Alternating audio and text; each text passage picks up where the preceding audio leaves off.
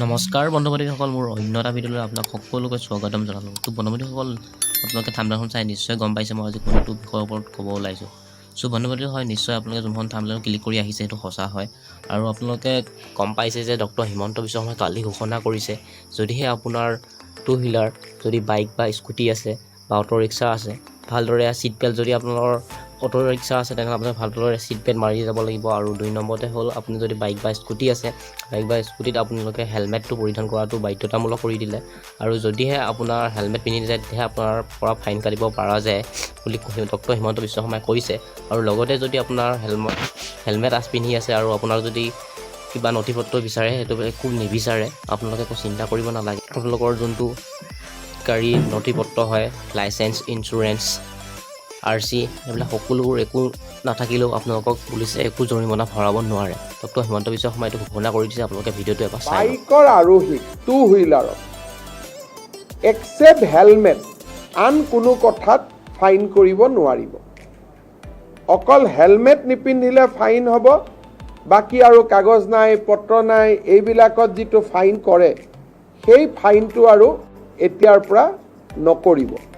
সাধাৰণতে এটা অভিযোগ উঠা যায় যে আমাৰ পৰিবহণ আৰু ট্ৰেফিকৰ পুলিচসকলে সৰু সৰু অটো ৰিক্সা চালক আদিক ফাইন আদিৰ কাৰণে দিগদাৰি কৰে বা আমনি কৰে, তাৰ ফলত দুখীয়া মানুহখিনিৰ কষ্ট হয়। আজি কেবিনেটত আমি দুটা সিদ্ধান্ত লৈছোঁ যে বাইকৰ আৰোহীক টু হুইলাৰত এক্সেপ্ট হেলমেট আন কোনো কথাত ফাইন কৰিব নোৱাৰিব। অকল হেলমেট নিপিন্ধিলে ফাইন হ'ব, বাকী আৰু কাগজ নাই, পত্ৰ নাই, এইবিলাকত যিটো ফাইন কৰে সেই ফাইনটো আৰু এতিয়াৰ পৰা নকৰিব।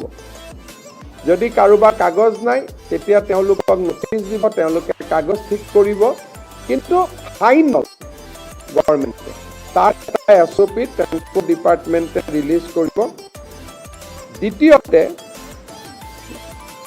অটো ৰিক্সা, ৰিক্সা যিকোনো 3 হুইলাৰ, তিনিচকীয়া যুক্ত গাড়ীক 4বাৰকৈ তেওঁলোকে ৰিপিটেড অপৰাধ নকৰালৈকে তেওঁলোকৰ পৰা কোনো ফাইন নোলোৱাৰ সিদ্ধান্ত লৈছে। তাৰমানে এজন অটো ৰিক্সা বা এটা ই-ৰিক্সা বা এজন ৰিক্সা চালকে 4টা ফাইন কৰাৰ পিছতহে 5 নম্বৰ বাৰতহে তেওঁলোকৰ পৰা ফাইন ল'ব পাৰিব। 4বাৰ আমি তেওঁলোকক ৱাৰ্ণিং দিম। 4বাৰ ৱাৰ্ণিং দিয়াৰ পিছতো যদি তেওঁলোকৰ ভুলটো তেওঁলোকে কৰিয়ে থাকে, তেতিয়াহ'লে 5 নম্বৰ বাৰতহে তেওঁলোকৰ পৰা ফাইন লোৱা যাব। আৰু তেনেকে মটৰ চাইকেল, স্কুটাৰ, স্কুটি আদিৰ পৰা এটাতে খালি ফাইন লোৱা যাব, হেলমেট নিপিন্ধিল।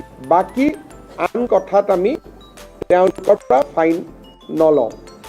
ইয়াৰ ওপৰত ট্ৰান্সপৰ্ট ডিপাৰ্টমেণ্টক নিৰ্দেশ দিয়া হৈছে যে আপোনালোকে এটা SOP বনাই অহা 15 দিনৰ ভিতৰত আপোনালোকে প্ৰকাশ কৰক, যাতে অটো ৰিক্সা, ৰিক্সা, ই-ৰিক্সা এওঁলোকে যাতে ফাইন আদিৰ পৰা ৰক্ষা কৰিব খোজে।